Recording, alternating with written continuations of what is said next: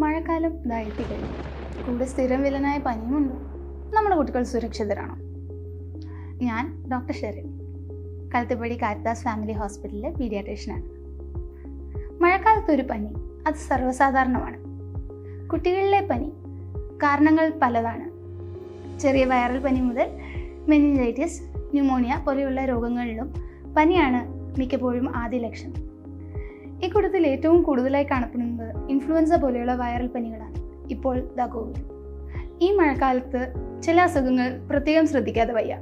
Dengue, chicken ഗുനിയ, malaria പോലെ കൊതുകുകൾ പരത്തുന്ന രോഗങ്ങളും, ടൈഫോയിഡ്, എലിപ്പനി, വയറിളക്കം, ഹെപ്പറ്റൈറ്റിസ് എ പോലെ വെള്ളത്തിൽ നിന്ന് നേരിട്ട് പകരുന്ന രോഗങ്ങളും നമ്മൾ സൂക്ഷിക്കണം.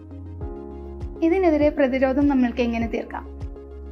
ദിവസേന ഒരു നേരമെങ്കിലും കുട്ടിയെ കുളിപ്പിക്കുക.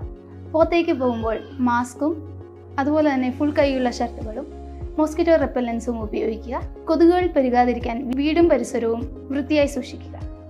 തുറസായ സ്ഥലത്ത് നിന്ന് ഭക്ഷണം കഴിക്കാതിരിക്കുകയും ബാലൻസ്ഡ് ആയിട്ടുള്ള ഒരു ഡയറ്റ് മെയിൻറ്റെയിൻ ചെയ്യുകയും തിളപ്പിച്ചാറിയ വെള്ളം കുടിക്കുകയും ചെയ്യുന്നത് വഴി നമുക്ക് ഒരു പരിധിവരെ പനിയെ പ്രതിരോധിക്കാം. ഇതുകൂടാതെ പനിക്കെതിരെ ചില പ്രതിരോധ വാക്സിനുകൾ അവൈലബിൾ ആണ്. ഇൻഫ്ലുവൻസ, ടൈഫോയിഡ് അതുപോലെ തന്നെ ഹെപ്പറ്റൈറ്റിസ് എയ്ക്ക് എതിരെ പ്രതിരോധ വാക്സിനുകളുണ്ട്. പനിയുടെ ലക്ഷണം കണ്ടാൽ ഉടനെ സ്വയ ചികിത്സയ്ക്ക് നിൽക്കാതെ ഏറ്റവും അടുത്തുള്ള ശിശുരോഗ വിദഗ്ധരെ കാണുക.